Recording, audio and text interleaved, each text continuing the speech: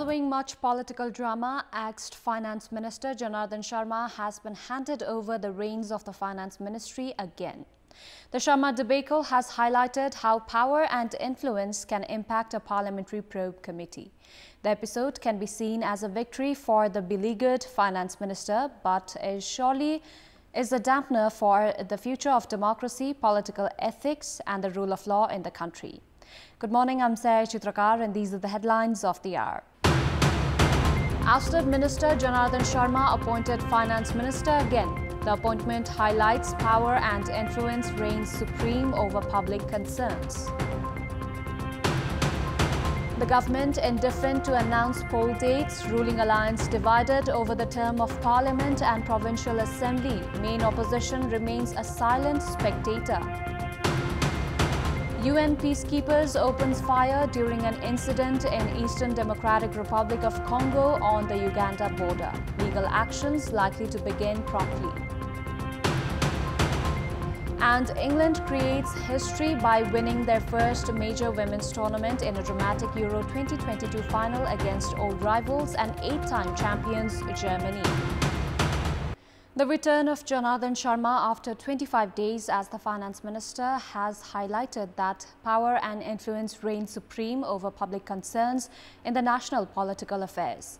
Question marks were raised a number of times over the competence of Minister Sharma. However, the government has not bothered to find an alternative. Sharma was appointed Finance Minister just over a year ago when Nepal had foreign reserve to last for just about a year. In the 1 year since Sharma's appointment, the forex reserve has dwindled and could last for a period of 7 months. Minister Sharma landed in controversy when he put pressure on the central bank to release 400 million rupees that was deposited in the account of Prithvi Shah, who hailed from Assam. The pressure by Minister Sharma was unnatural given that the case could draw the interest of the Department of Anti-Money Laundering. Meanwhile, the Parliamentary Probe Committee, while furnishing its report in the infamous tax tweak case, had cited lack of evidence against Sharma as the CCTV footages were reported missing. Despite the acquittal, Minister Sharma's case has left many unanswered questions.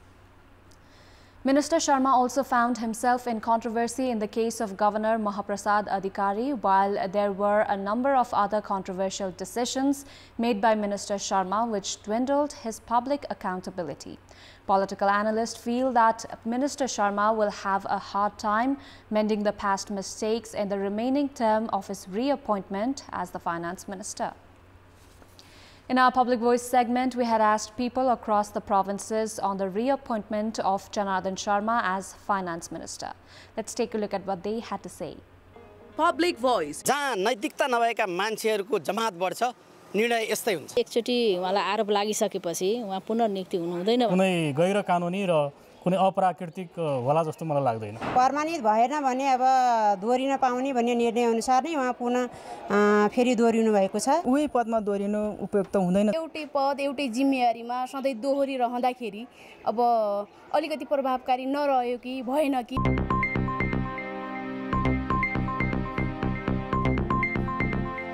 It has been almost a month since the Election Commission had urged the government to announce the election dates for the House of Representatives and Provincial Assemblies.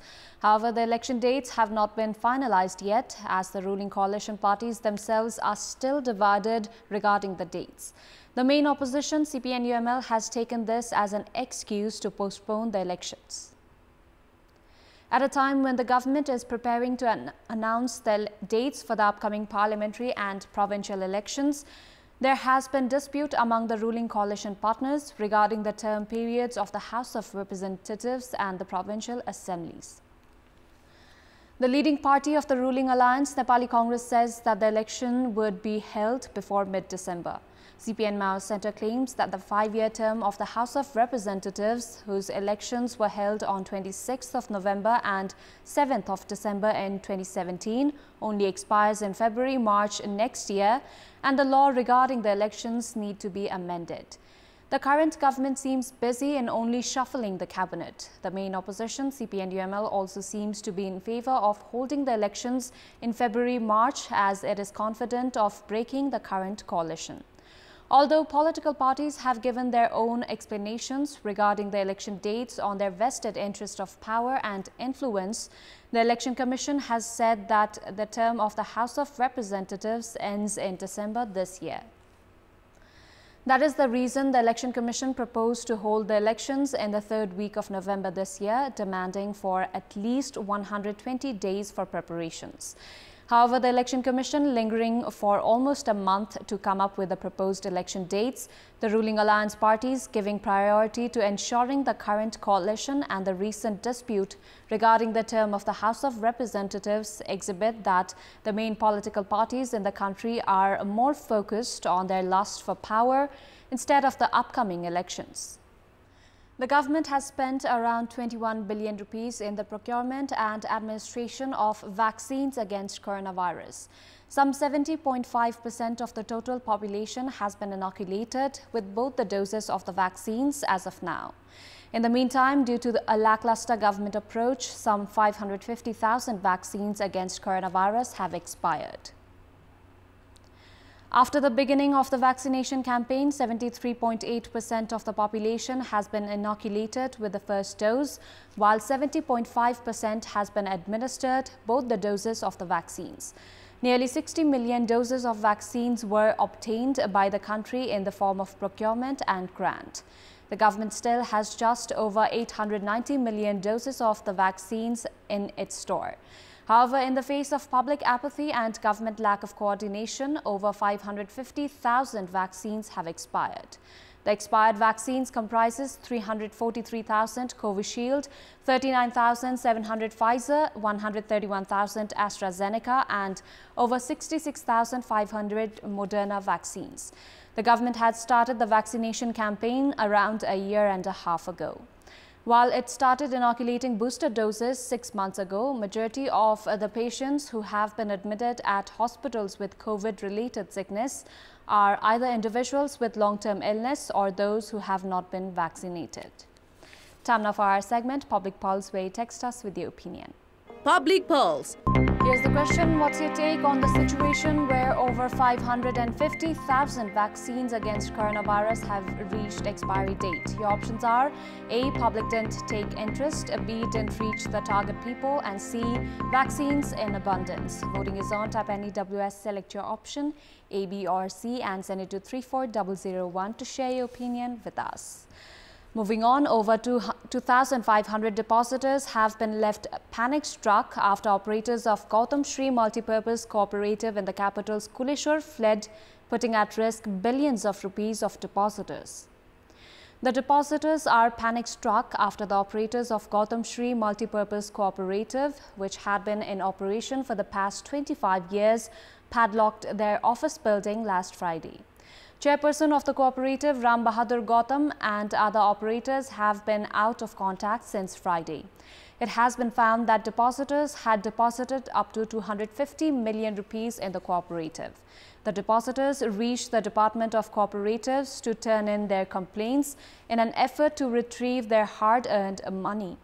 Along with Chairperson of Gautam Shri Multipurpose Cooperative, Ram Bahadur Gautam, Vice Chairperson of the Cooperative, Nirmala Gautam, Secretary Rama Gautam, Manager Rabindra Bista, Supervisor Anil Gautam, Accountant Sunita Singh, among others, have been on the run. The Department of Cooperatives has been a mere spectator as the operators of the cooperative have run off with billions of rupees. Sports News.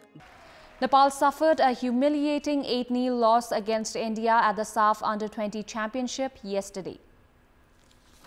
Nepal trailed the first half 1-0 but went on to concede 7 goals in the second half to register a demoralizing loss. India took the lead in the 32nd minute through a header by Tyson Singh. There were a flurry of goals in the second half as Subham Gogoi doubled India's lead in the 50th minute. Gogoi added one more goal 3 minutes later. Pathum Giman made it 4-0 in the 62nd minute. Himanshu Jangra scored India's 5th goal in the 71st minute. Mohammad Rikhaz Gurkirat Singh and Suvo Paul scored a goal each to complete the 8-0 drubbing. Meanwhile, in another match, Sri Lanka held Maldives to a 1-1 draw as Maldives became the second nation to be ousted from the tournament. Bangladesh lead the league table with 9 points. India are in second position with 7 points, while Nepal are third with 6 points. Nepal's last match is against Bangladesh.